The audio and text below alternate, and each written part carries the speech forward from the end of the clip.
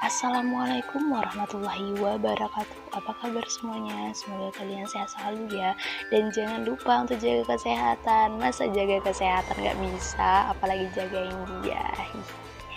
Oke. Kenalin, aku Khairunisa dari bimbingan konseling Islam IAIN Langsa. Nah, hari ini aku mau sharing-sharing tentang hubungan persahabatan nih.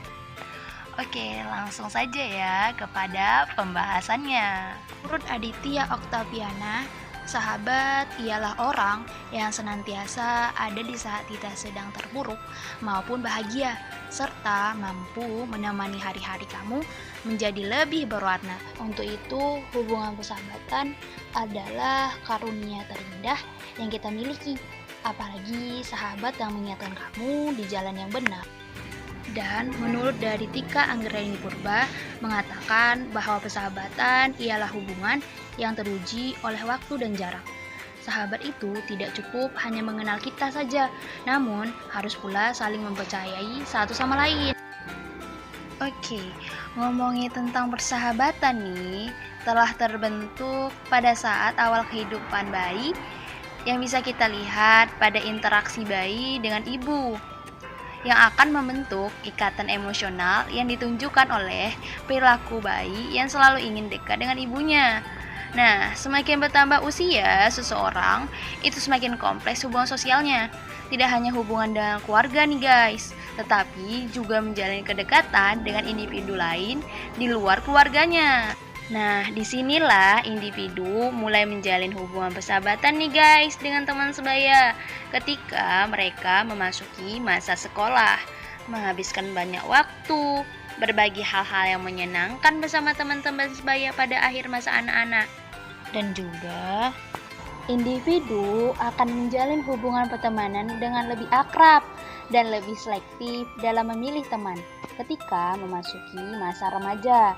Ikatan emosional dalam hubungan persahabatan itu dijalin sangat kuat, dan hubungan persahabatan menjadi sangat penting bagi seorang remaja. Dalam hubungan persahabatan yang erat bukan hanya menimbulkan keakraban aja nih guys, tetapi juga akan menimbulkan ikatan emosional antar individu yang disebut dengan kelekatan atau attachment. Sudah tahu belum attachment itu apa? Attachment ialah ikatan emosional yang kuat melalui interaksi dengan orang yang mempunyai arti khusus dalam kehidupan kamu. Pastinya kamu memiliki banyak kecocokan dan kegemaran yang sama dengan sahabatmu. Semakin lama dan semakin dekat persahabatan, maka semakin sering pula menggunakan baju yang senada, seperti warna bajunya yang sama meskipun tidak ada janjian. Jadi tidak menutup kemungkinan jika kamu akan menyukai lelaki yang sama dengan sahabatmu karena kecocokan, kesukaan, dan emosional yang sama. Dan juga kamu akan mudah menebak pikiran satu sama lain. Hubungan persahabatan remaja terjalin keakraban yang menunjukkan bahwa sahabat adalah sumber dari dukungan sosial, emosi, saling mendukung satu sama lain, sehingga banyak individu saat usia remaja membentuk geng seperti yang saat ini kita lihat. Nah, dalam hubungan persahabatan, remaja ini dapat bersifat positif dan dapat juga dengan negatif, tergantung bagaimana remaja mengontrol dirinya dalam pertemanan. Ada persahabatan yang negatif seperti saling suka membuli orang lain, saling menggunakan bahasa kotor, mengolok-olok orang lain, orang tua dan guru.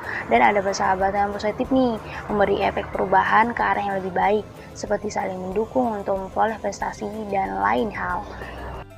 Ketika remaja gagal dalam membina persahabatan yang akrab, mereka akan mengalami perasaan kesepian, diikuti dengan harga diri yang menurun.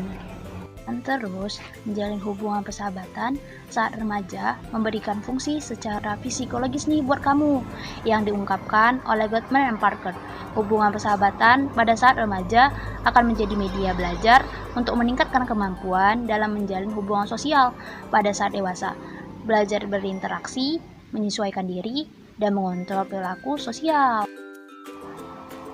Dan di sini, jika hubungan persahabatan remaja berjalan sesuai dengan fungsinya, maka pastinya hubungan ini akan membawa pada dampak yang positif. Keberadaan seseorang yang dapat menerima menghargai dirinya apa adanya, serta memberi dukungan akan memunculkan rasa keberhargaan. Persahabatan ini membantu remaja dalam pembentukan diri mereka, guys. Selain itu, hubungan persahabatan akan menjadi wadah bagi remaja untuk belajar mengerti dirinya sendiri maupun orang lain, bekerja sama untuk menyatukan perbedaan, belajar bertingkah laku, dan menjadikannya pengalaman. Dalam fase remaja, mereka mempunyai kriteria sendiri dalam memilih sahabat loh, sehingga mereka tidak ingin orang lain memilihkan sahabat untuk dirinya. Disinilah konflik dapat muncul ketika sahabat yang dipilih tersebut tidak sesuai dengan harapan, dan terkadang remaja memiliki kemungkinan berusaha untuk mengubah sahabatnya menjadi sosok yang ia inginkan, dan hal inilah yang dapat memicu pertengkaran dan bubarnya hubungan persahabatan nih guys. Untuk menghadapi konflik-konflik yang dapat muncul dalam hubungan persahabatan, remaja perlu mengasah dan mengembangkan kecerdasan emosionalnya. Karena menurut dari Saloveri and Mayer, kecerdasan emosional adalah kemampuan memantau maupun mengendalikan perasaan diri sendiri dan orang lain, serta menggunakan perasaan-perasaannya tersebut untuk memandu pikiran, tindakan dalam menghadapi persoalan mereka. Selain itu, untuk menjaga kualitas hubungan persahabatan yang sudah terjalin dibutuhkan pemahaman yang baik mengenai dirinya sendiri maupun orang lain. Remaja harus dapat menyadari maupun menghormati setiap perbedaan yang terdapat dalam diri setiap individu, baik mengenai kepribadian, perspektif, kebutuhan, dan hal-hal kecil lainnya.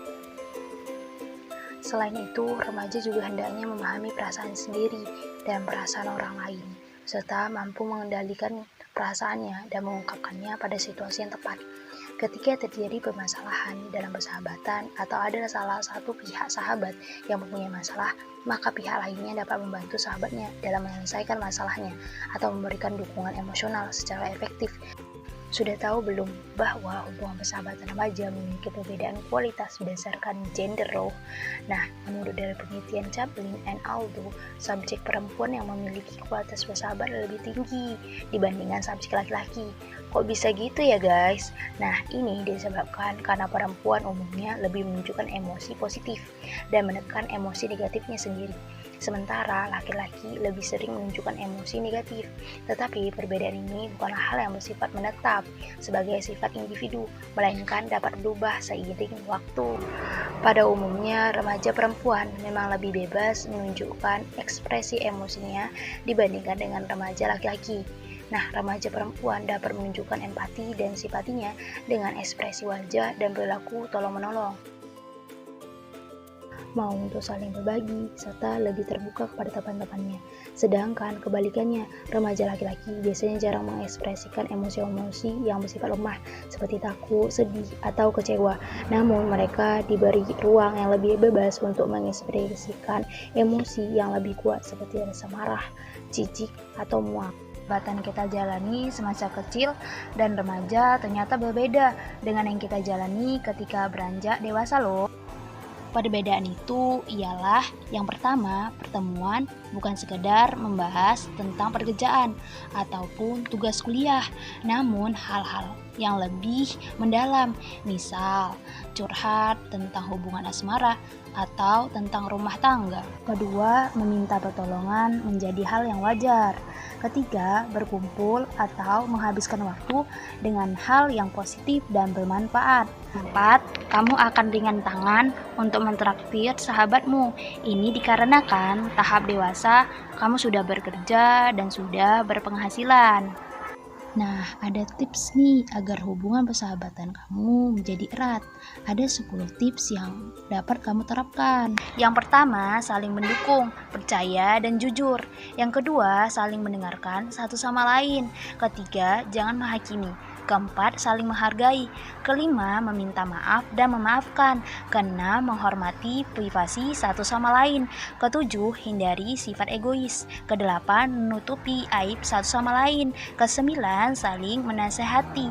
Yang kesepuluh, ketika ada permasalahan sebaiknya diselesaikan, bukan menjauhi permasalahan tersebut. Oke, sekian dulu ya teman-teman sharing-sharing kita pada hari ini. Saya ucapkan terima kasih. Sampai jumpa di lain waktu.